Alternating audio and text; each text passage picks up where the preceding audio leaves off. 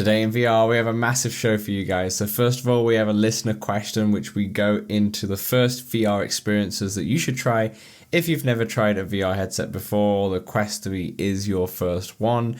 I also go into some accessories that I've got from third-party manufacturers. We've got the 7th Guest VR. We've also got Widow's Walkabout. Me and Samson talk about our experiences in both the easy and the hard mode.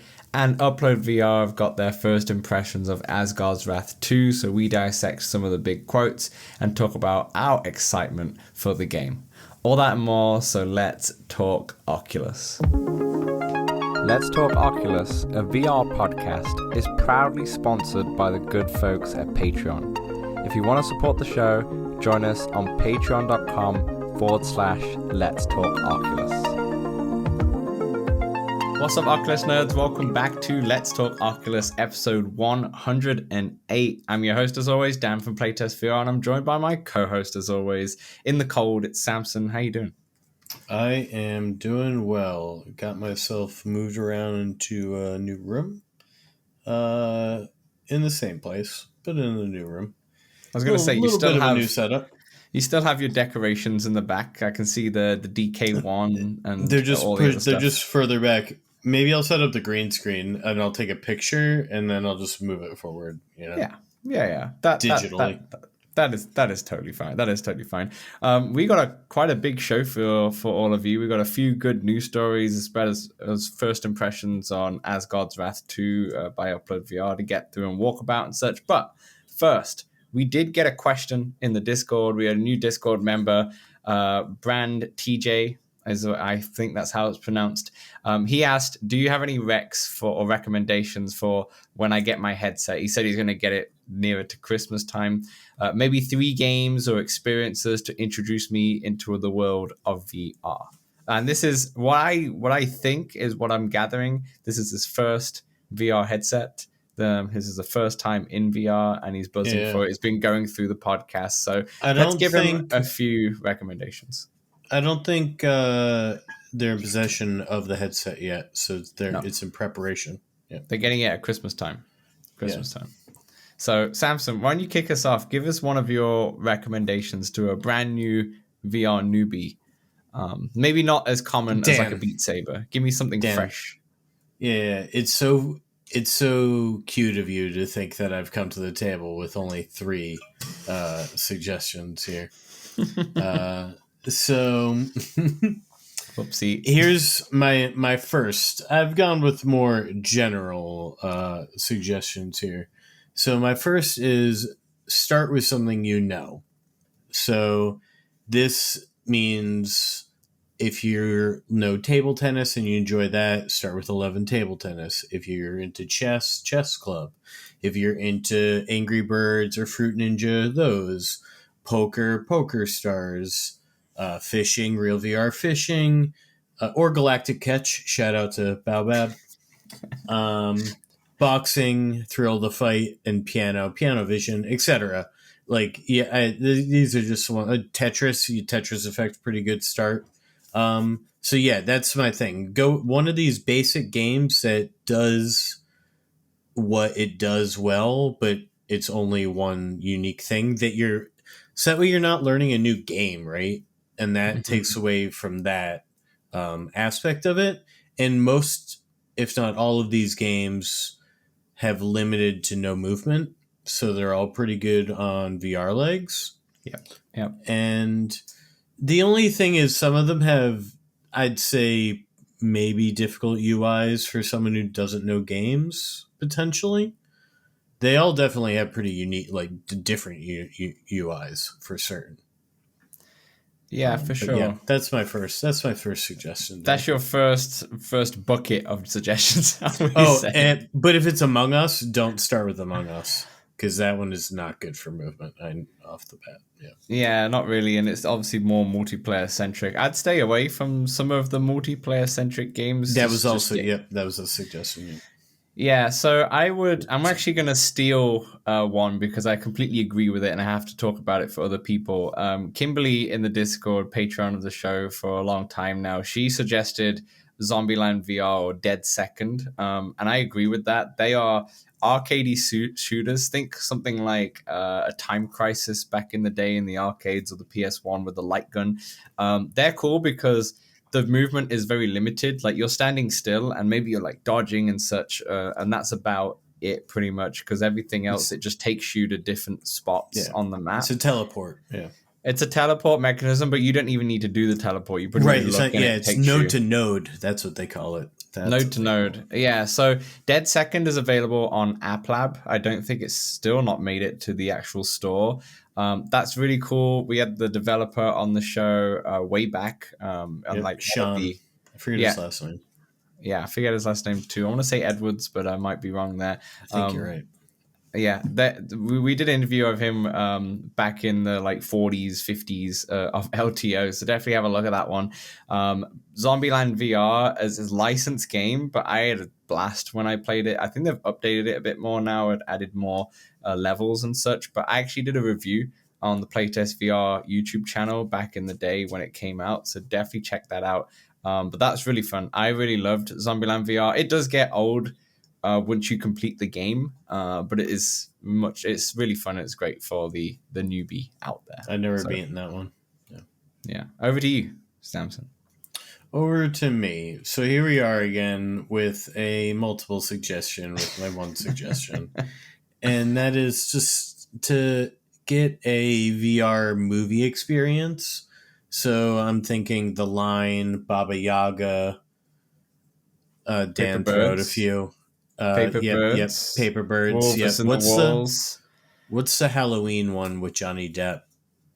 I don't remember. I actually don't have a clue. I didn't know Johnny Depp had Gloomy Eyes. Nice. I've not looked at that one either. Gloomy Eyes. So no, I agree with that.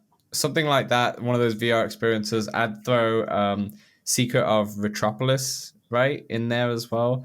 That's more gamey. That's more gamey, but it still fits in the same vein. It's essentially a short game. The first half of it is decent, but the second half really shines. And the second one's coming out at some point soon as well. So I think it is out, no? Retropolis 2? I don't think it is, but I might be completely wrong. You can cross-check that. That. Get us in the comments if Dan's wrong and I'm right. Another game that actually I'm looking at the Discord now, and Kimberly also suggested, so I'm just gonna say that again, is Red Matter 1 or 2. Definitely I would say start with the first one due to the story, but I think you can also jump into 2 as well. Not just for the visuals, like the visuals are going to be stunning in the game, but more the control method. The control method is so user-friendly because your hands become the controllers, and you can see essentially like robotic versions of your controllers as your hands. So it makes learning the actual controller system and getting used to the grip button and getting used to the triggers, really easy. And I'm sure Red Matter 2 is the same as that, but Red Matter 1, because I haven't played the second one yet because I still haven't finished the first. But the Red Matter 1 is very easy and no motion sickness because of the way you traverse. You kind of teleport, but you don't shoot there. You kind of float like an astronaut into these places. So I recommend it. Really good. Has more combat, I believe. I haven't played either of them. This is just what I picked up on, through the grapevines. Yeah. All right, Dan, since I believe a Quest 3 is in store to be purchased, you ready for this? Start with a mixed reality experience. Go on. I think you could, there's, a good amount of free demos out there, like Sky Gaze, and I think the Trackcraft is a free demo. And there's a few others. They're out there. Maybe we'll put a link to that article. There's a big article with a whole bunch of like 70 or 80 of them. They're not all free. And then some paid ones, Coaster Mania. Don't ride the coaster first person, but making them. And I got into Yuki for a little bit, and the mixed reality part was pretty dang cool. So And Yuki, interesting. Actually, I'm gonna jump on that and say because it just came to me. I didn't write this one get down, down but on the it. mixed reality, the mixed reality for VR pool is really good and really cool. They also do the four VR titles are a good recommendation for sports games. They're really well done. The bowling one I think is still hands down the best one. It's and definitely I would say start with the bowling one. It gives you that Wii Sports vibes, but there's just a whole added layer in terms of how depth that game is, especially with the fun balls that you can Those are collect and all such. just way better with at least one other person, I'd say, but they're all very good at what they do. So they sort of go with my first suggestion of like, if you're into one of those things, definitely go with one of them. Definitely. And I want to kind of give a live question out there because I'm on the Discord and I see that Brand TJ has just messaged on here. So we're going to continue and answer this question on the fly. He said, also yesterday I began thinking about something and wanted to see if anyone here had some insight. I'm a singer-songwriter and I'm thinking it's cool to have a VR concert. Does that exist? Do people like open mics or anything? I guess it'll be hard to do because of the mic and you're blind playing the guitar and such, but he thinks it could be a really unique experience. And what I want to mention on there is that we had Obscure Nerd on the show, maybe like episode 30, something like We that. got to get him back. We got to get him back. Yeah, it's been a long time, and he actually has done a lot of stand-up comedy in VR. I don't remember exactly if it's in VR chat or it's in Rec Room or if it's in Horizon or a bit of all of those. I don't remember exactly. Definitely check out that old show, and he'll mention it on there. But that's pretty cool, and because obviously singer-songwriter, Virtuoso, I think I'm saying that right, is like a bit of a music production app that you can play around with, and it does have a mixed reality. So maybe add that to the list. And because you like playing guitar, I guess, what's it called? What's the air guitar? Unplugged. Mm-hmm. It's not the same as playing guitar, honestly, but No, obviously, if it's you, meant to be it's meant to mimic playing air guitar, not playing yeah, actual guitar. if you like those kind of songs that are in there, I'm talking like the more of the metal kind of rock songs, Pantera or like Nirvana or those kind of things. Definitely check out Unplugged because the hand tracking is pretty solid in that, and you'll probably have a blast playing that. Going back to the VR concerts, VR chat has a good amount of this type of stuff. I know I found randomly somebody doing freestyling, like singing, and then we were all in a circle and it just went to somebody else who then played a guitar, sang a song, and then it went on to somebody else who sang their song, etc., until I skipped myself, etc. Nice. Fair enough. Of course. But yeah, Of so course you do. VR chat definitely has a lot of these things as Oculus well. TV too do have a lot of song like just if you want to watch Yeah, but VR you're not concerts and live such. playing them. No, but like if you like the Oculus, some of the older ones on Oculus TV are pretty crap. I'm not gonna lie, they're just really low quality. But some of the newer ones, like I saw a Macklemore one the other day. I don't know if he's still relevant today, but he's definitely done a VR one No, but I recently. think this is more like talking about playing music than It like is, picking. but Yeah, just like to look at the concert I experience got too you. in Got you. VR. The Macklemore one's actually cool. It's actually really well done and good quality. There's a few good hidden gems in Oculus TV, but there's also a lot of crap mixed in. So yeah, they just need to do a better list. But definitely go explore Oculus TV. I know it's tangent of what you're saying, but yeah. Piano Vision too. I hopped into the multiplayer and I just listened to somebody play once. So that's the thing you can do in that. And that mixed reality is cool, and we should have the It developer on the was show soon. it was weird multiplayer in mixed reality because people were just like in my walls. But yes, mixed That's reality fair. single player is the way. Yeah, fair enough. Dan, Anything I else? do. Yeah, I've just got one little follow up to this. You don't probably want to start with a multiplayer shooter, and if you really want to do a shooter, like Robo Recall is pretty good because it's all teleport. It's an old Yeah, school game. That is, I've always had that on my list, but never actually pulled the trigger. Because that used to be a big PC VR title. Yeah. To I be never honest. beaten that one, but I have played a decent amount. And I feel like it's a good starter one. Definitely. And for everyone listening and watching, put it in the YouTube comments or on the Discord if you have any other titles that maybe you picked up when you first played and were like, okay, you definitely don't want to do this one first because it's going to cause motion sickness, or just the opposite of what, some stuff that you picked up and you were like, oh, this is actually really good to learn VR. I'm not going to lie, I think Walking Dead Saints and Sinners, the first one, was one of the first games that I picked up. You're And crazy, actually, dude. it was actually really good with the tunneling system and such. Also, the recommendation is don't go crazy with it. Just spend like 15 minutes in it and go have a break and such. You're going to need it. You're going to need it. But just slowly get into it and keep listening to the podcast and you'll enjoy. But perfect. That's our recommendations.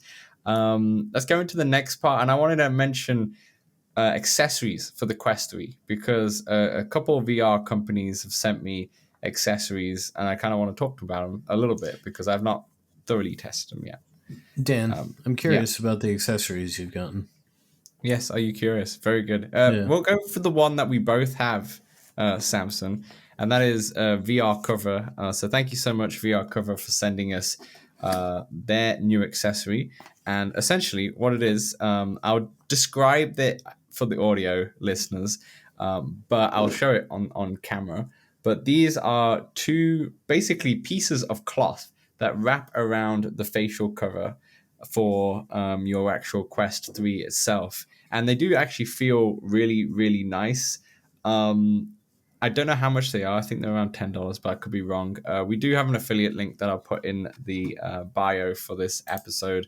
But when you put them on, they're actually really comfortable. They do make the facial interface that is I don't mind it as much, but I do realize the difference when I put the VR cover on there and how much more comfortable. And I did mention it on the show last week that I've got a silicone one that I use for workouts, and I've ended up putting it on longer because it is more comfortable. Right? Yeah. They're $30. They're 30. Okay, they're much more than that. But it comes in a 2-pack, so you do get to change the color of your Quest a little bit. There was a nice burgundy kind of reddy one, and then there's a simple gray one as well. They're really finicky to put on, I must admit. They're really finicky. And I'm not sure if I personally am going to use them, to be honest, because they don't really work well with the silicone cover I need to put on for I don't think they come in a 2-pack. I'm sorry. Yeah, please clarify all these details because I thought it'd be the same. Well, I just boot up the store. Because we got them together, but on the store they're separate. They're separate items there.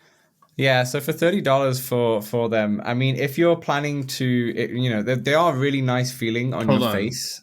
Oh god. Yeah. All right. So So I've got an opinion on them, Dan. I've got an opinion on them. I was just trying to get the facts. All right. So I had switched to the silicone. I switched back to the stock because it says to put them on the stock. Yeah. Definitely, I find them more comfortable than putting on the stock. It's probably slightly more. I prefer a padding, right? Like that's why I want the pleather. I prefer that feeling.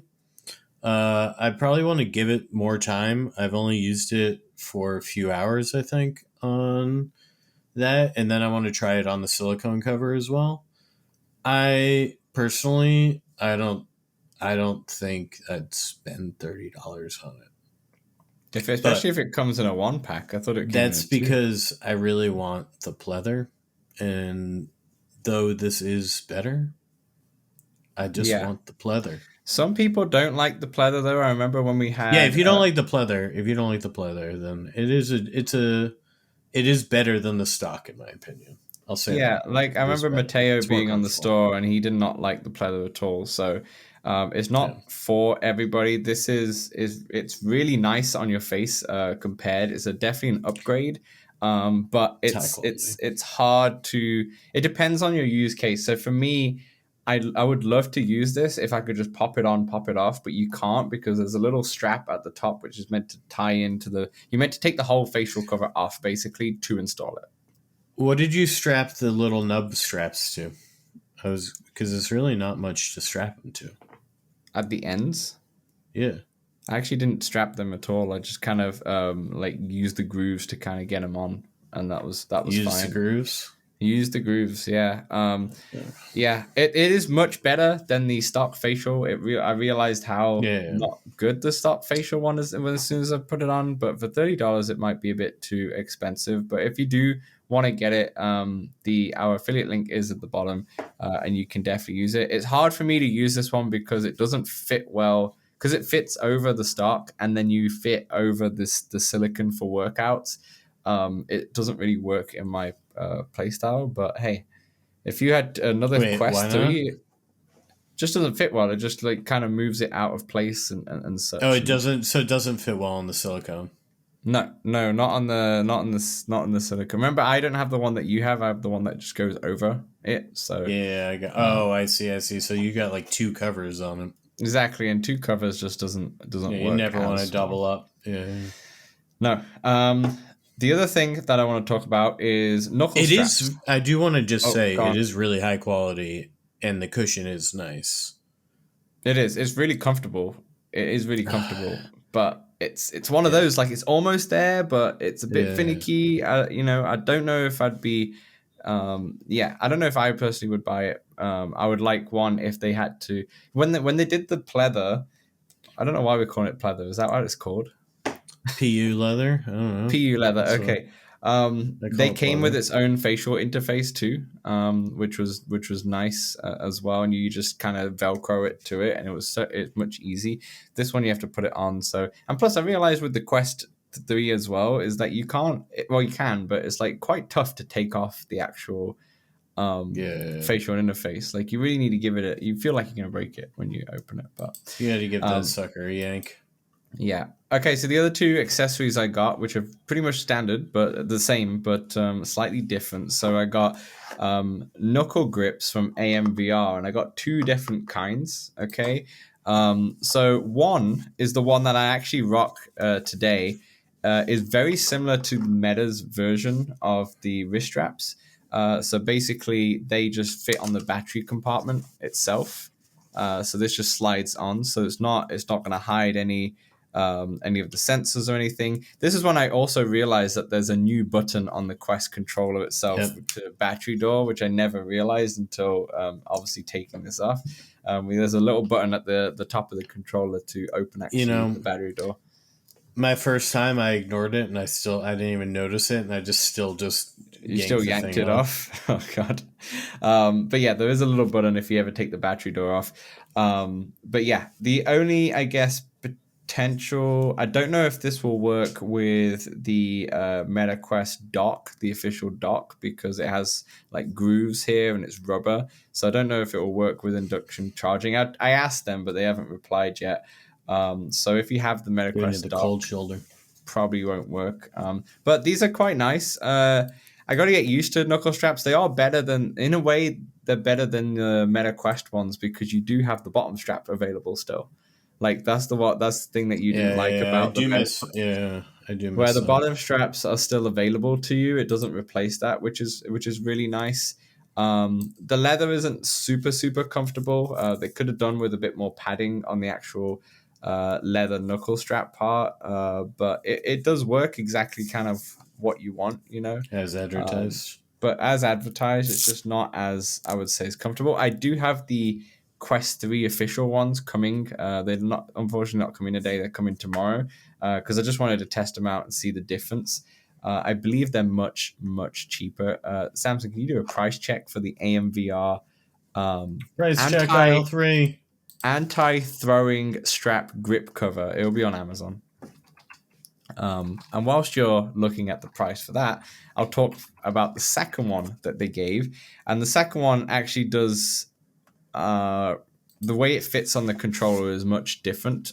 So obviously the original one that I just spoke about fits on the battery door, which is really nice, keeps them sleek, same as the official Meta one. But the second one that they gave me was your classic grip cover. So it adds a grip around the whole of the Quest. It actually makes the Quest controllers black.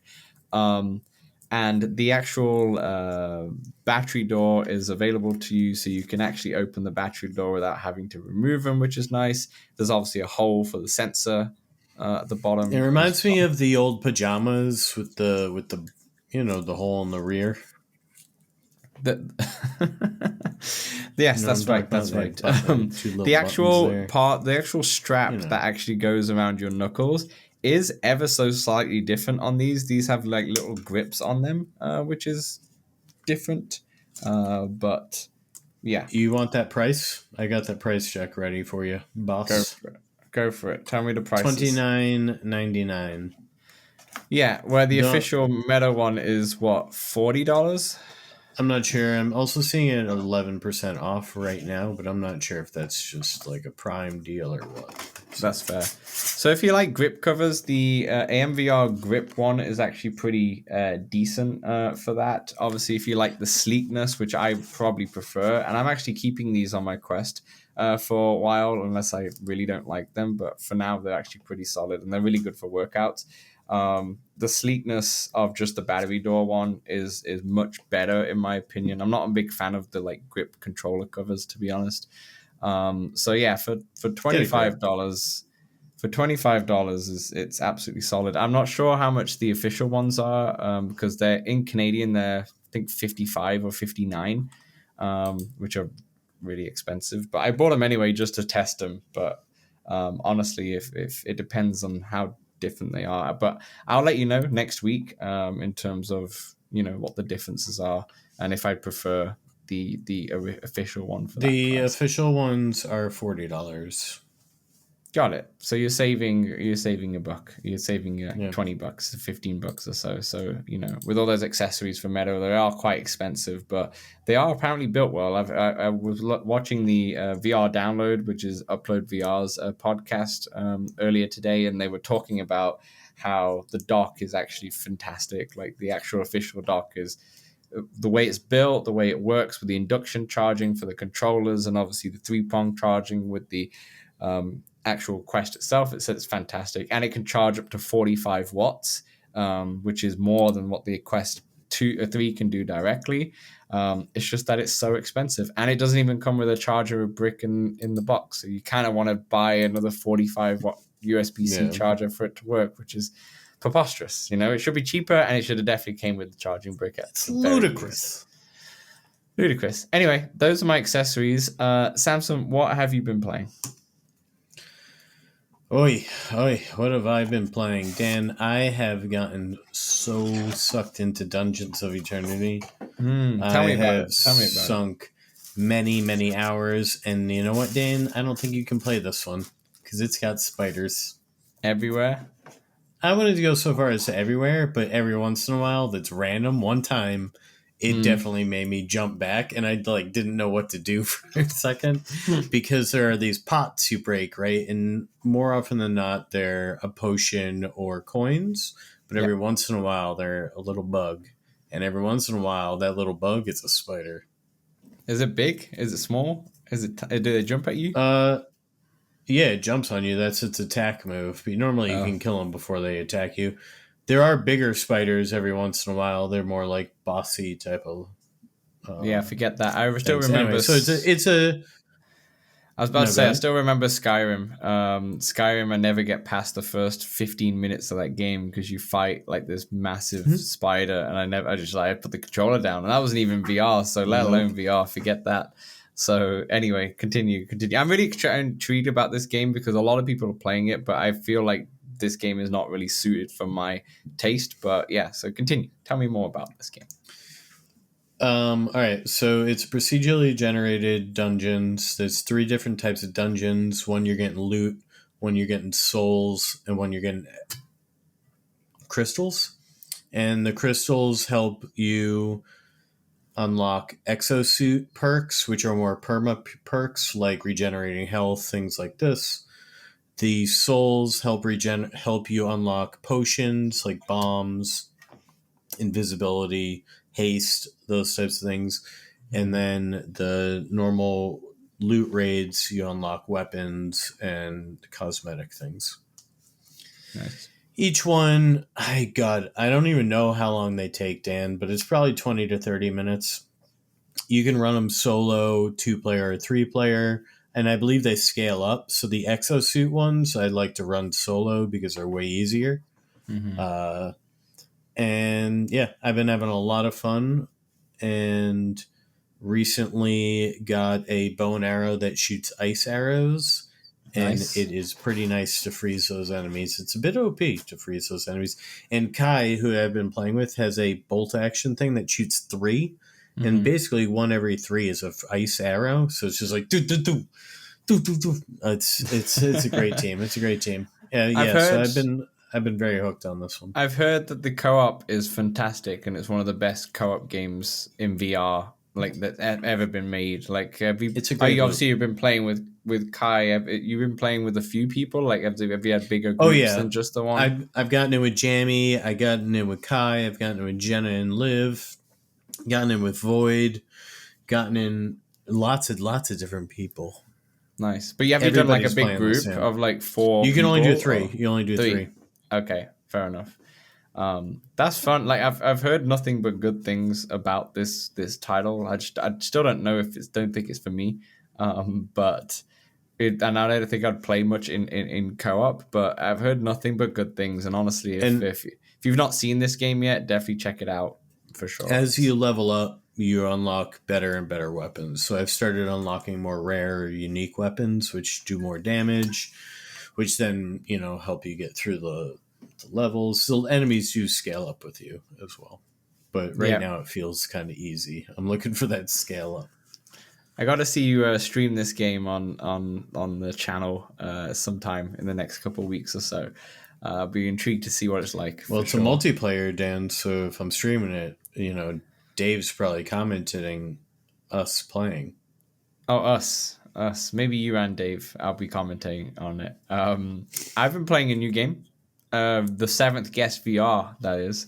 I was so excited for this game to come out. It came out last Thursday, more because of just another VR puzzler in a way to play, and obviously the throwback to the '90s version of the game and all that stuff. And it looked Did you really play good. the old one? No, apparently I was playing Walkabout with my uncle, and he said that we played it together a little bit on the CD-ROM, but I cannot remember at all. I Yeah, remember having the disc. I remember the disc because my dad had like a big it CD existed. collect. Yeah, my dad had like a big CD collection, but there was like 4 of them were actual games. The rest of them were all like music. So I remember those 4 kind of games in there. I just remember the cover of Seventh Guest. There was another haunted one that he had, but yeah, the Seventh Guest VR. So it starts off a bit slow, but not in a bad way. It kind of like builds. It starts you off in a boat, and you have to use the boat. You have to use obviously the paddle to kind of to go along on the boat, Or and the oar, yeah, the oar. That's or it. You're right. That takes so long to do. You got 1 oar, and I'm really? like, just get me to the place. Like, it doesn't do anything. It's just talking to you as you're doing it. It just Okay, takes so it's a a while. narrator. It's plot. It's plot. It's a plot, but it's quite funny. I was like, okay, let's just go. But we get in, and the graphics to me are like Quest 2 graphics, if you know what I mean, like early Quest 2, like your Walking Dead Saints and Sinners, your Population 1, you're probably a bit better than Vader Immortal kind of Pop graphics, one's but been redone.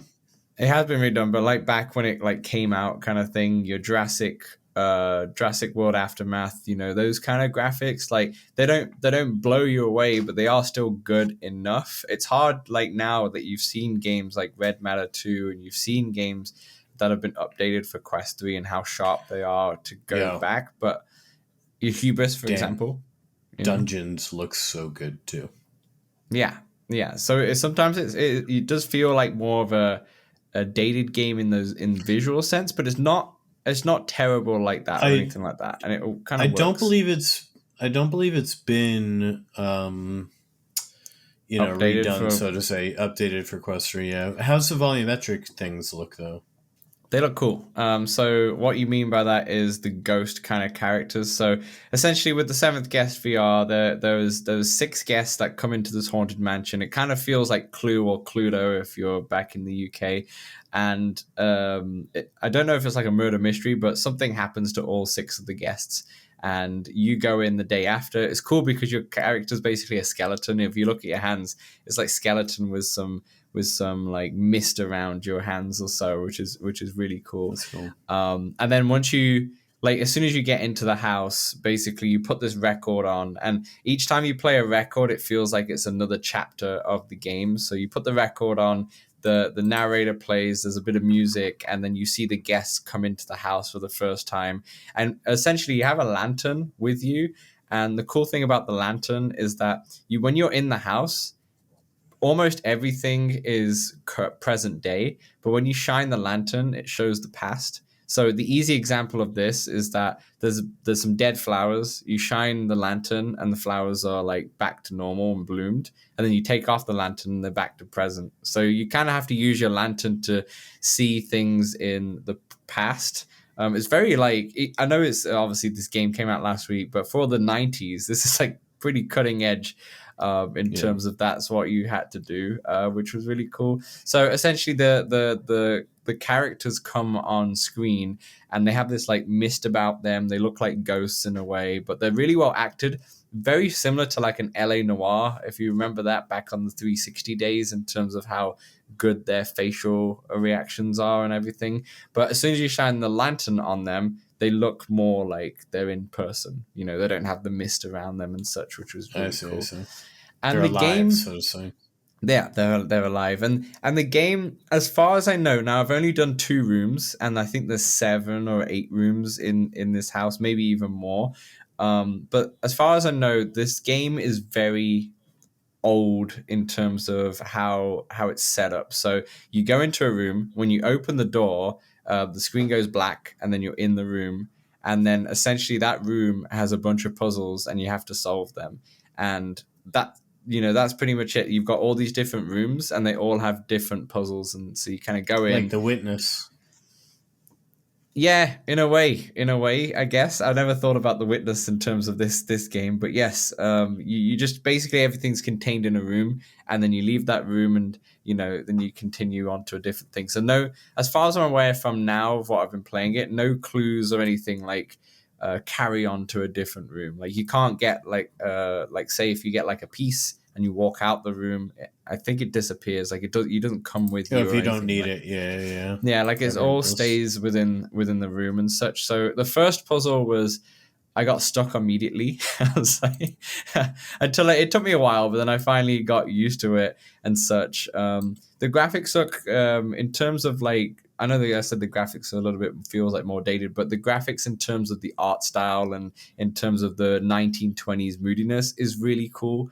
You see cobwebs, for example, and you shine the light, and then the cobwebs disappear, and the windows look. I wish real life was that way. Yeah, me too. But the rooms look really fun. They look really cool, very old and kind of eerie. Like right now I haven't seen any jump scares or anything like that. Nothing's been scary, but it's more of an atmospheric kind of eeriness to the game. Like a haunted house type of vibe, yeah. Yeah, and it very not a jump scary haunted house, like a Disney haunted house. Mm-hmm. And if you're into any Agatha Christie novels or anything like that, it definitely feels like it's cut from the same cloth in terms of that sense. So I'm enjoying it. I wanted to play it today, but obviously we do the podcast today, so I was like, okay, I'll get into it after this podcast, because I'm excited to get more into it, because there are other games coming out like Journey to the Foundation, Ghostbusters. There's too many games right now. There is a lot of games right now, as well as on flat screen as well, which I kind of just completely neglected. I'm skipping Spider-Man. Spider-Man. I bought Mortal Kombat like 3 weeks ago, and I've not touched it since the Quest 3 came out, which was 2 days later. But yeah, there's a lot to go. So I'm going to try and finish this game if I can. The puzzles get that hard. There's like hardly any hints right now. But Dan, yeah. I'll buy a copy of that game for a member of our community when you finish that game. Fair play. You heard it here first. Anyway, are you got any other games that you've been playing? Yeah. I've been playing a little other VR. So D-Max continues to slaughter me in Chess Club. This time, though, I lost in a new way. We did a little queen swap pretty early, so yeah, I made him use his brain differently. Fair enough. Then my normal Synth Riders, I've been playing Monday mornings at about 10 on Eastern, and we've been playing Master Level, get a little workout in. It's kind of fun. Nice. If you can hang, join on in. We are out there in multiplayer games. Then Breachers and Population 1. Dan, I've been loving them. Both of them. Yeah. You've Population 1 has come back into your life, which has been away for so long. I mean, Breachers, you've been talking about that since it came out on the show. That might be, we had the running joke for all you LTO veterans that at the start of the LTO, the first 70 episodes, Samson always mentioned Synth Riders every single episode. There was some sort of Synth Riders part. That's kind of faded away now, and Breaches has now become well, I did mention it on this pod. I mean, you still mentioned it, yeah, I guess. But not as common. I think Breaches now have become more common. But the only other thing that I played until my quest kind of bricked itself, and I'll talk about that in a second, is Smash Drums, because they have a new 70s rock pack in there, which is yeah. So there's a bug. I tried to buy it, and it says it's not available in my region, and I pinged them on Twitter, and apparently 2 other people on the East Coast have had this bug as well. That's and they're getting to the bottom of it. So yeah, I have not been able to test this out yet, so go on. Tell me about it. There's 5 different songs in there, and it's the first time we've had licensed songs. So we've got stuff from Kiss, The Police, Blondie, ZZ Top, and such. And it's really fun. It's just fun to do songs that more than anything. I actually got the hang of the classic mode, and got that. See, I was gonna say, do you play the classic mode or do you play the newer modes like Guitar Hero, right? Yeah, so I think that's called classic mode, the newer mode, and then you got arcade mode, which is the old. Yeah, right. I actually I like both. I think I still prefer the arcade mode because it is a bit more fun in my opinion. But it is nice to sit down and have the drum set.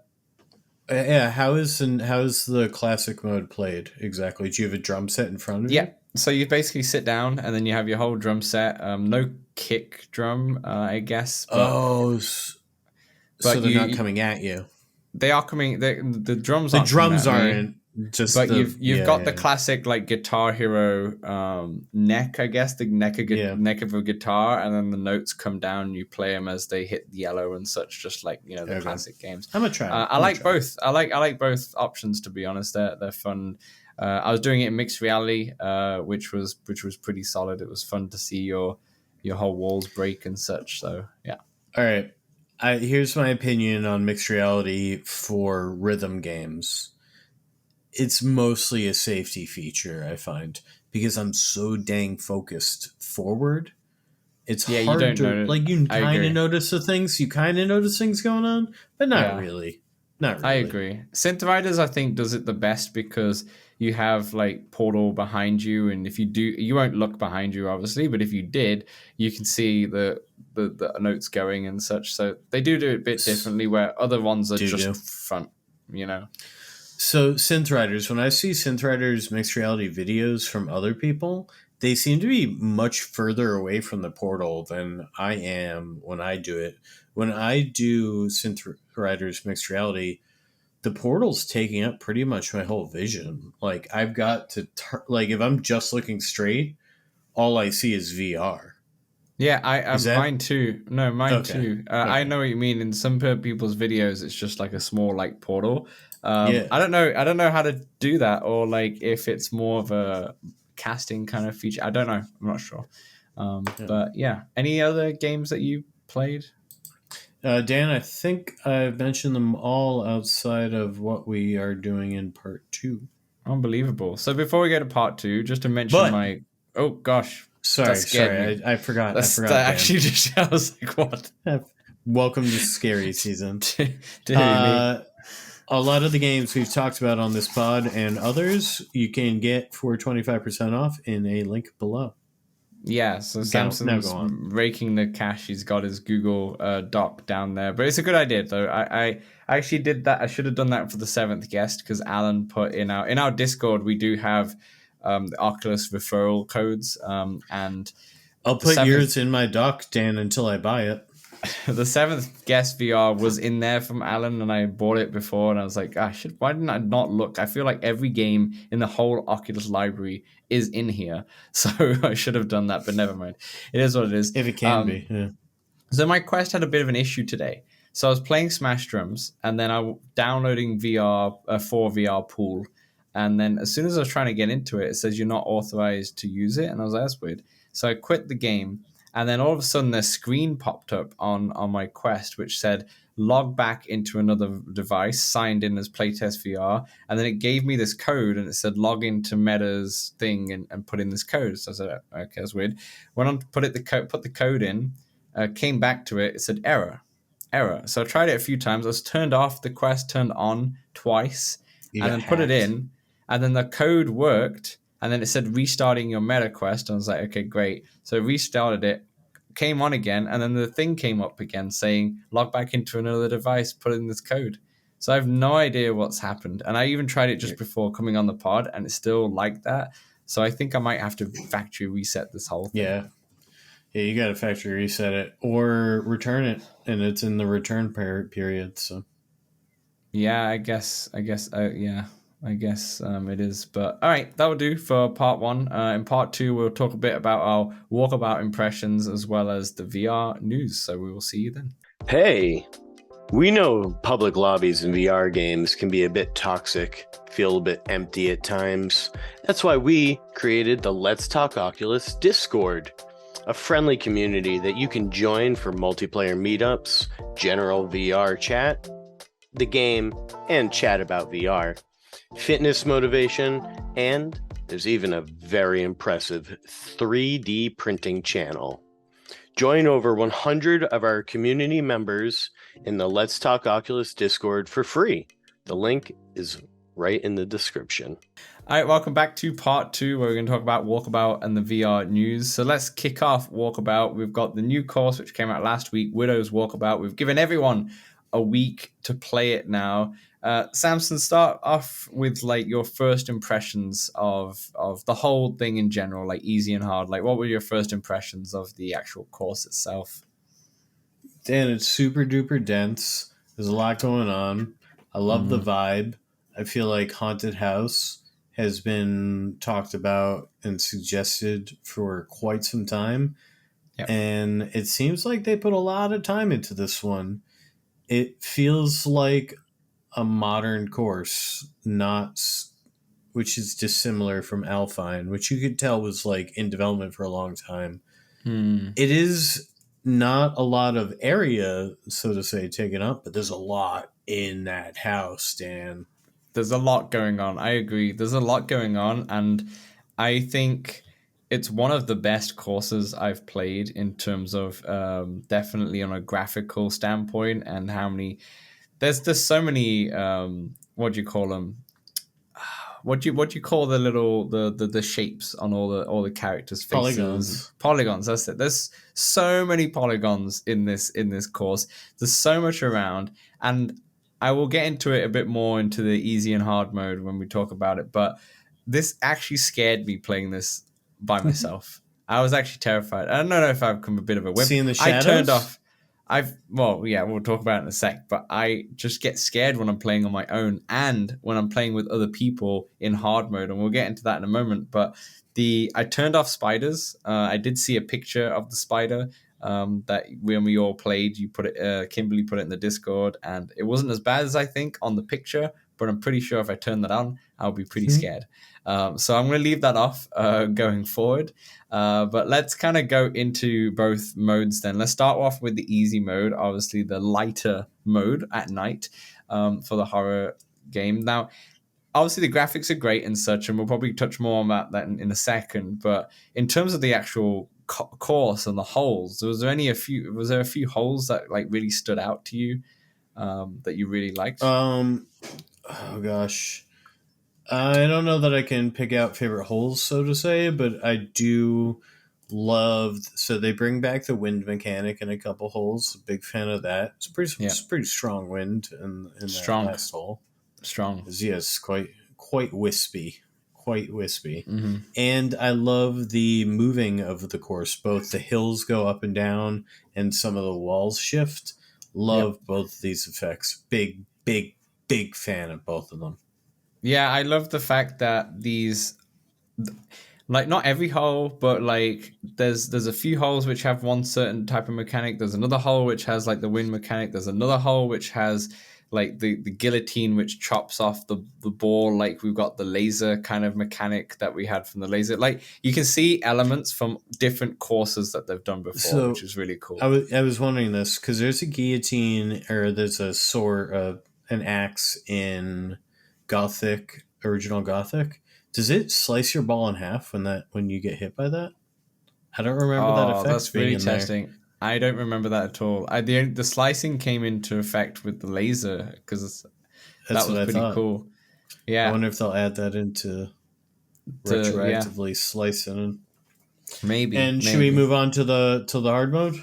Yeah. Before we move on, I was going to say on the easy mode, the ghosts too. The guillotine was definitely one of my favorite parts of it because I thought you had to go over the guillotine to kind of ramp over when it's down and immediately slice. And I was like, God damn it. And yes, let's kind of pivot to that. Let's talk about the ghosts.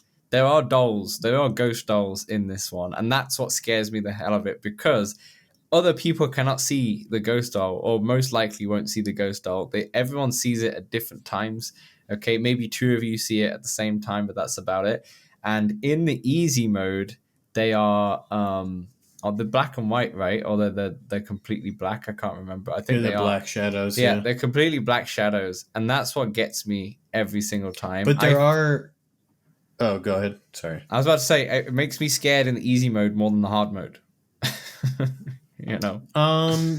Yeah. So I'll be honest. I've explored a lot of the hard mode, and I did the fox hunt, but I haven't played it yet because I've been trying to save it to play with my brother when he comes back. So we have a course that both of us haven't played through. So I can't speak to like how that one plays, but I have spent a lot of time in it, and that black and white, I dig it. I like the vibe. It is jarring when you leave it though. Yeah, the hard mode is the aesthetics are wicked. They're so good. They've done such an amazing job. The lightning that you can turn off is a really cool effect. The ghost dolls don't affect me as much, but the hard mode I find a very difficult time playing that on my own. You know, a very, very difficult time. I actually maybe I'm just a scaredy pants, but I find it more scary than Seventh Guest. You know, and that speaks volumes. You know, you've got the pictures, you've got the paintings on the wall, which are like ghost paintings. You know, Dan. So one thing I did, the music's good, but I turned it all the way down, and I turned sound effects all the way up, and you hear the creaks. You hear the piano play when you get to that. The violin play when you get close to them. So I recommend playing with no music on and sound effects all the way up, at least a couple times.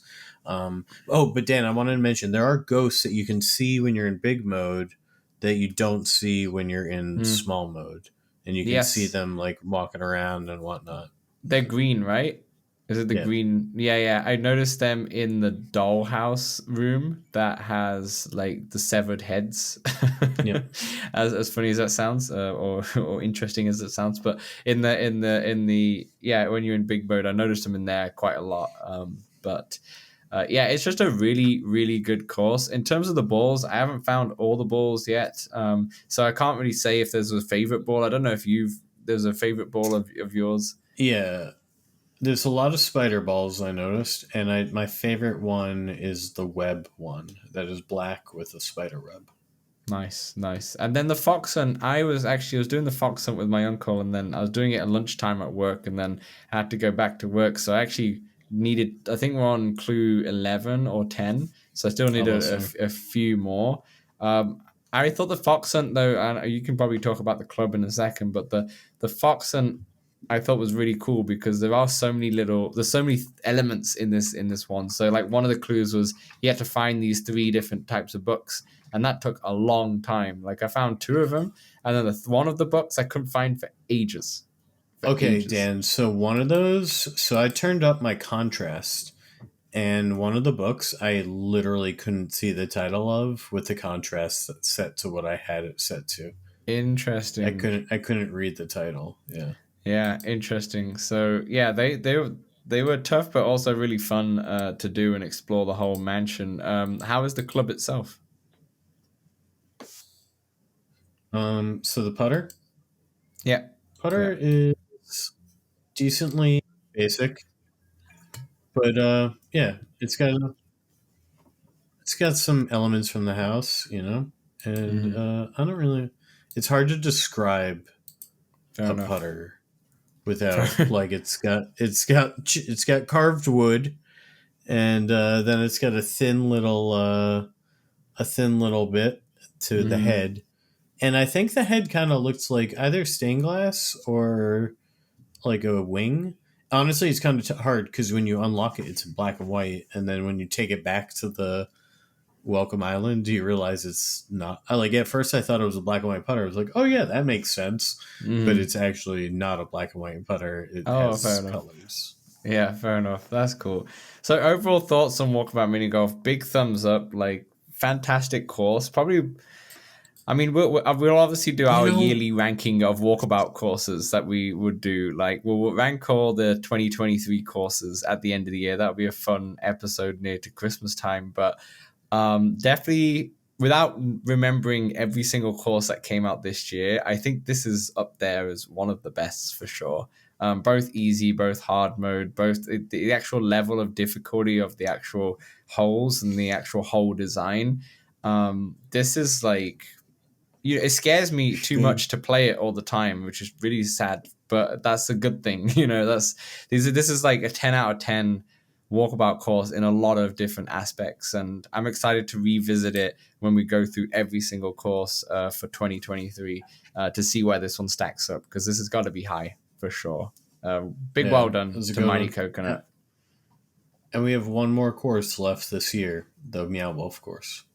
Yeah, probably out in sometime in November or such. And I hope they do something with Christmas, but I don't know if they would. I know they have the Gothic hard as like their Christmas kind of level, but it'll be Meow Wolf and this year, and that'll be it. Yeah, maybe their iPhone app will come out too. But go on. Is that supposed to be out soon and or already? It's been supposed to be out for ages, but I will see. We'll believe it when we see it. But any final things on Walkabout before we move on to the news? I think maybe you should pick it up. Yeah, you should absolutely pick it up. The hands down is phenomenal.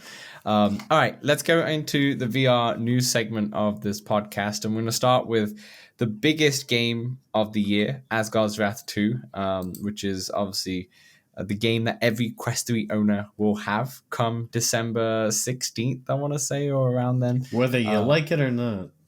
Whether you like it or not. So I wanted to mention this because Ian Hamilton on Upload VR had first impressions of the game. He got 1.5 hours, a 1.5 hour demo with the game in it. And I would recommend you go on Upload VR and check out the article because it's quite detailed and it goes through pretty much this whole demo, just like the Assassin's Creed one we mentioned last week.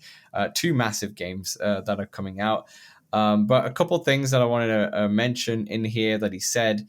He said he did a lot of wall running, he climbed ladders, he climbed ropes, he did a lot of flying, riding, environmental puzzles, which sound really good, slashing through enemies, of course. So it seems like this is you could do everything that you would do in a VR open world of thing in this game.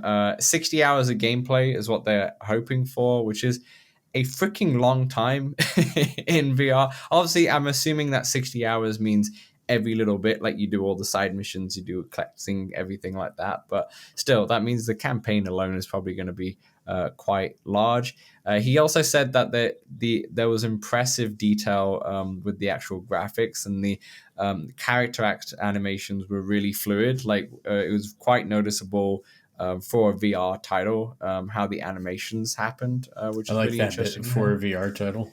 For a VR title, yeah, of course. PS5, we're far from everything anymore. He also said it's 90 frames per second on Quest 3. Unsure of the Quest 2. This whole demo was on Quest 3, so it'll be interesting to see what their review is come December for the Quest 2 version, and see how much they had to potentially dumb it down or such. And for everyone, just to remember, like I said, Quest 3 owners get Asgard's Wrath 2 for free, and also you get Asgard's Wrath 1 if you have a PC. So if you have a PC VR already, a PC VR already, PC, what shall I say? Can you just claim it? Yeah. I don't know the exact instructions, but it should be on the Oculus app, Asgard's Wrath 1. So you can still play it, which is fine. I remember they gave it out for free when you had the Quest 2 as well. At the time, but I never played it when I had the PC VR, to be honest. But yeah, Mike likes it. I'm definitely excited about this game, obviously, because if you had to pay for this game, I would be slightly on the edge, because I don't think this type of game is what I would play in VR. But because it's coming for free, I'm very excited that I get a chance to play this, because I'm definitely not going to finish this game. But I'm really intrigued to see how this feels, because this, in the end of the day, this is the benchmark of what the Quest 3. This is the biggest game for Quest 3. It comes out in December. It is what everyone will get, and this is the game that you should be able to put on and go, all right, this is the Quest 3. This is what. Is it December? I thought it was January. No, December. The promotion ends in January, but it comes out in December. I'll get the exact in a second. But Assassin's Creed, though, that comes out November. Then November we got 16th. This in December with Bulletstorm. Oh, Dan. I know. Mike keeps telling me to stop buying games, and I gotta listen, but I can't stop. No, we've got Bulletstorm. I think it's December 9th on the top of my head, and you got Asgard's Wrath is the 15th of December as well, and then you've got Assassin's Creed on the 16th. So honestly, buy those games and finish them, because you got Assassin's Creed. There's a lot of VR. That's why it's hard for me to. I'm not buying Spider-Man 2. I just can't. I'm not going to play that game. I've got too much in VR to play for the rest of the year. I won't be buying Ghostbusters. No, it'd be similar to after we fall. No, after the fall. After we fall. Yeah, it'll be similar to that, where like it'll be a game that I play and enjoy with people, and then I won't play again. So I'm not going to go for Ghostbusters. But what about you in terms of Asgard's Wrath? Is that something that you're excited for, or are you just kind of just like, I'm ready for the game now? I've been trying to not watch things on it. I'll likely play a bit of it. I imagine this is something we throw on stream probably. And I like the idea of these big games much more than I like to play through them. Yeah. I'm more intrigued with Assassin's Creed, which is a lot shorter, smaller scope. The RPGs I find them very intimidating. Yeah, me too. I don't really play them even in flat screen either, to be honest. That's why, like, if speaking of Assassin's Creed, the bigger versions, like with Odyssey and I forget the other ones, Valhalla and such, like those games are almost 100 hours of game, and there's no point me starting, because I know I'm not going to finish, and one day I'll go back and then we're like, oh, okay, I need to kind of replay this game again. And yeah, it's going to be an interesting one, because this is the first game that's anywhere near this amount of hours of gameplay scope. And in terms of what I read through the Ian Hamilton's demo, it seems like it's going to push the Quest 3 to what it can really do. And I'm really excited to see what that does. And obviously Assassin's Creed's only like 2.5 weeks or so away. It's not far. Yeah, it's close. It's not far. All right, so that's Asgard's Wrath 2. By the way, did you play the first one? Did you get into it at all, or? I haven't played through it at all. I played very little. Probably, 3 hours tops. Fair enough. The next news story is Smash Drums Rock Legends. Obviously, I talked about that in what we've been playing, but just a quick more details on that. It's $6 for the pack, so pretty cheap, and it comes with Blondie, One Way or Another, Kiss, Rock and Roll All Night, Leonard Skinner, Sweet Home Alabama, The Police, Roxanne, and ZZ Top, LA Grange. I probably butchered that. I obviously don't listen to much ZZ Top. And the developer also said that there's going to be more of these packs and more songs and more licensed stuff coming over the next few months. So I'm really excited. This is going to elevate Smash Drums to a different level because they've always had these more like budget kind of songs that no one's really heard of ever. And now they're going to have licensed songs, which are really going to push it further into the There's some good ones too. Yeah, these are some good ones. Roxanne is fun. I did Roxanne and Rock and Roll All Night, and Roxanne's a really fun one because you really like bang bang bang bang bang bang bang as it builds up and such. So I recommend that. All right, bam bam. Yeah, bam, bam. I look forward to being able to buy them. And if you're having trouble out there, Meta's on trying to fix it. So yeah. Elsewhere, the Quest 3 microphone has the same popping issue as the Quest Pro. Pop. This was seen by a few people, and a lot of people are saying that right now they think it's because of the position of the mic. So the mic is actually, you have the 3 lines in front of the Quest, right? The 3 pills, shall I say. And the middle one's the one with the depth sensor, but there's also a dot. And I always thought the dot was the depth sensor, but now thinking about it, the depth sensor doesn't have a dot because I'm looking at my iPhone's depth sensor, and that's just a round black, whatever it is. That's all it is. It's like a spot. But the mic is actually there. The mic is there too, and that's right in front. Apparently, that's what's causing the popping sound. The same thing happened on the Quest Pro, and it still hasn't really been fixed. I noticed it actually when we were in Walkabout and when I was playing with all of you guys, and you were talking, and I was like, oh, because I haven't played anything with you with the Quest 3, and I noticed it immediately when you started talking. I'm like, oh, I didn't notice any popping, but you definitely sounded more muffled than I remember. Which was, so there is a difference. Now I can still hear you okay and fine. I don't think it's too much of a big deal in terms of if you're playing like a casual game and such, but it is noticeably worse. And I wonder if they can fix it in the software. Yeah, it's not something I really notice. I have heard creators, mention it.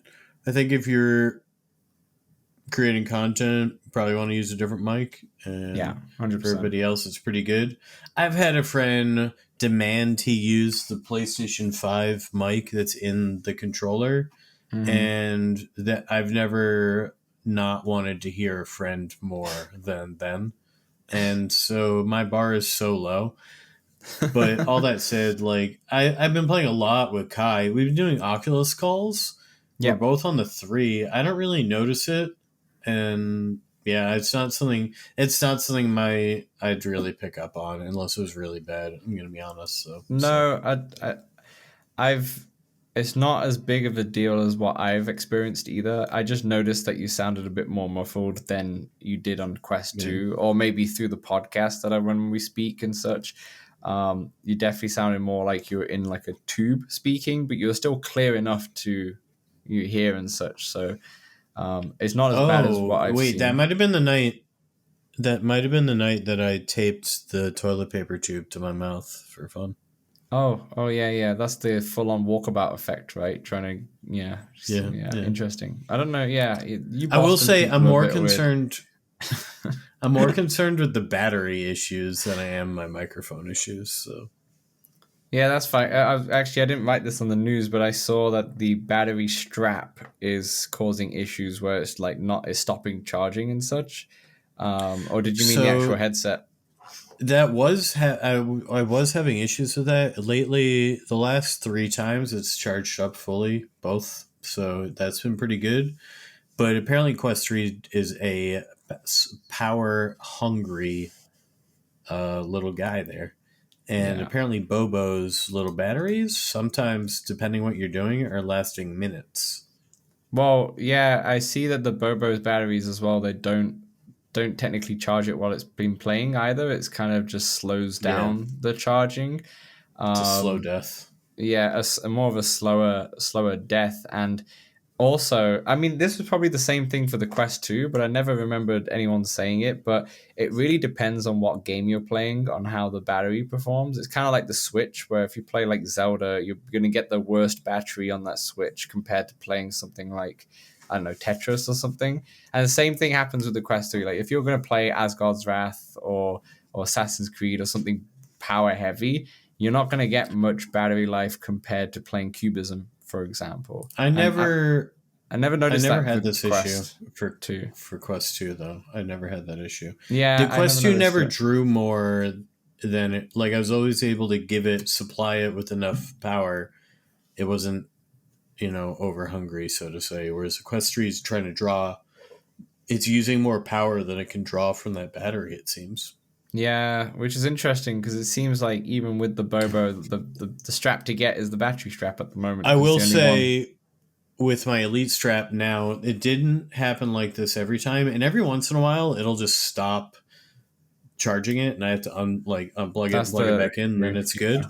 But it does drain from the battery fully, and then goes into the headset charge, I believe. Yeah, so like it looks like once again, I mean, hopefully third parties keep coming out with some stuff, but once again, the meta stuff, even though they're like absurdly priced, are actually like good quality products, i.e. the dock and I guess the battery. It's the only one that can properly charge it, so it's just silly. It's $130, right, or something like that. It's a bit silly. So it's working well, and the Bobos are not working now. That's the thing. I will say Kai has the VR power, the really big brick thing that I used to have on my Quest 2. And he says it's been keeping his Quest 3 charged, so VR power shout out. Yeah, I haven't tried my battery move right pack. Along. Yeah. The final one is a really quick one. Upload VR Showcase has been announced. It's coming out winter 2023 rather than December 6th is what I should say. 2023 at the standard 10 a.m. Pacific, 1 p.m. Eastern. You can watch that on Upload VR's YouTube channel or IGN, who they've partnered with. I think they partnered with them before as well. So you can watch the showcase on there. I'm sure there'll be some. Probably won't be some like AAA massive like Oculus Gaming Showcase titles, but there are going to probably be some fun little indie gems on. Is that something we live stream? Should I take that day off, Dan? Probably not. Probably not. I feel like that would be one to just talk about on the podcast later on. But perfect. That's all the news out there for now. That will do for part 2 as well. For part 3, we will talk about the games out this week because we have 3. We have 3 pretty solid ones. So we'll see you then. Let's Talk Oculus is available on all good podcast platforms and some rubbish ones as well. If you want to see the video version, it's available on YouTube and Spotify. And also, if you love us so much, then consider throwing us $1 at patreon.com/Let's Talk Oculus. Back to the show. All right, welcome back to part 3, the games out this week and anything else. Samson, kick us off. What is the first game that is out as you're listening to this week? Yeah, Dan, I'm going to throw... I thought about just reading the second one you listed because I really wanted to read it, but I'll start with the first one listed. Floor Plan Remastered, coming out today, Thursday, if you're listening on Thursday. Otherwise, it already came out. Unless you're a Patreon, then it comes out tomorrow. Anyway, the classic VR escape room is back by popular demand with new graphics and features for Meta Quest. Floor Plan Remastered is a short-form puzzle adventure that takes place entirely inside an elevator. Go floor to floor, find items, meet bizarre casts of characters, discover relationships between different things in the building, and unlock its secrets. All from the comfort of your elevator. Floor Plan takes most players about 1 hour to complete. It is priced accordingly, and we think it has enough special moments to be memorable and something you'll want to share with friends and family. So actually, this might be is a potential to answer our first OG question of like a decent intro game. It was I think Floor Plan 1 and 2 were both on Quest 2, and I've not played this game actually, but if it's getting a remastered, so I'm assuming that it's well acclaimed, I like the honesty right at the end. Takes an hour, and we priced it just that way. It's nice. It's quite nice. Do we know the price? I didn't see a price. No, I didn't see a price, so I didn't write it down either. Samson, I'm going to save the second one for you because I know you want to read it out. So I'll read the third one out instead. Journey to Foundation is out on the 26th of October, and I will be getting a code for this, I think. They messaged me, so we'll talk about it next week. It's been almost 2 centuries since Harry Seldon predicted the fall of the Galactic Empire and forged foundation to mitigate the chaos and destruction that would come. You are an agent with a commission of public safety, a shadowy organization that maintains order in the Galactic Empire, basically the police. What begins a mission to investigate deserters in the Priory quickly becomes a battle for control of all humanity, with your superior officer in your ear and your esteemed governor's daughter at your side. You must journey to Foundation. You see what they did there? They put the title in the. The future is in the game. The future is in your hands in this immersive role-playing adventure. You decide who will rise and what is lost to the fires of anarchy. Disguise, hack, and blast your way through Asimov's groundbreaking sci-fi universe using the most advanced tools the Galactic Empire has to offer. Where will your journey lead you? Journey to Foundation. Now, does this have to do with the Apple show? I don't think so. I don't think it's got anything to do with it, which is very similarly named. I don't think so. I don't know. Let me know in the comments if we're wrong. I actually don't have a clue. But what I do know about this is that... Don't roll me into that being wrong. I do know about this is that they are going all in on the story, and they've been really promoting that the story this is one of the quote-unquote best story games. Obviously we'll find out once we play it, but that's what they've been going about on the marketing and all that stuff, that it's all about the story of this game. And there's not been too many, I think they quoted something like there's not been too many good VR story based games, and they're trying to change that with this game. So I'm excited to play this. It comes out obviously on the 26th of this week. And like I said, I will have a copy of the game, so I will play it and talk about my thoughts on next week's show. Samson, take it away. What is our final game? Final game, Ghostbusters, Rise of the Ghost Lord, $34.99 USD. Are you ready to save the city of San Francisco from the Ghost Lord? Team up with friends and become a Ghostbuster in this made-for-VR adventure. Immerse yourself in the thrills and fun of busting ghosts like never before on the MetaQuest 2 and MetaQuest 3. Quash a mini Puff's invasion in your own home in the exclusive game mode Mini Puff Mayhem, featuring the MetaQuest 3's unique mixed reality capabilities. Short and sweet. That was. I had to cut a few things out, which we were talking about, like nothing to do with the game. But I'm actually sad because I really do want to play the Mini Puffs Invasion more than the actual game, to be honest. And I wish that was like a free, just to play the Mini Puffs. I mean, that's what I'm most interested in, right? Because like I'm interested in the multiplayer, but how often will I be able to get 4 people together? Less often than playing alone in my room against the Mini Puff. I was about to say that's exactly what I would want to play this game for, the Mini Puffs. In terms of the pricing, it's $34.99. I'm pretty sure that is US, but it might be Canadian. But the game right now, if you try and pre-order, it's like $50 or $45 or something like that, because it comes with like it comes with DLC or some like complete edition. So if you don't want to spend that much money, then just don't pre-order it and wait till it comes out. Also wait till the reviews. I think there's not going to be any early reviews out for this game, so because no one's got any codes for this one. So I would say wait until the game comes out. Unless you're a massive Ghostbusters fan, then fair enough. But yeah, that is that. I won't be getting that. Anything else, Samson? Anything else that's going on in the VR realm? I already pre-ordered it. No, just trying to get more mixed reality experiences in while balancing playing way too much Dungeons of Eternity.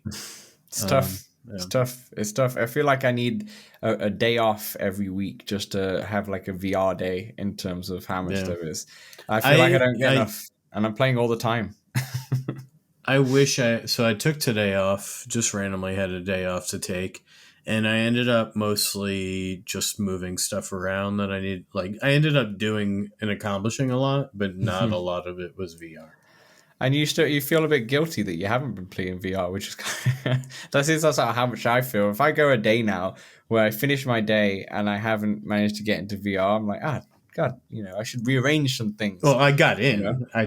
You still got in. Enough. Yeah. Just not enough. Yeah. All right, perfect. Don't be crazy. That will do for our show. Obviously, like I said, next week we'll have I'll have thoughts on Journey to Foundation, and also on the strap differences. If anyone's interested in that, we'll be strapped. We'll be strapped in to VR. But until then, thanks everyone for watching. Thanks for everyone for listening. Remember to join us on the Discord if you haven't already, so you can interact with us and the whole community. Come on down. It's in there. I think there's like 160 or 70 members in there, which is amazing. And obviously, if you love us, don't forget to throw us $1 at Patreon to keep the lights on. Thank you so much. Samson, take it away.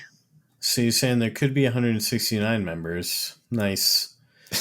Damn. Close. I've gotten something new. There are no strangers here, only friends you haven't met. I'm just going to stop it like that.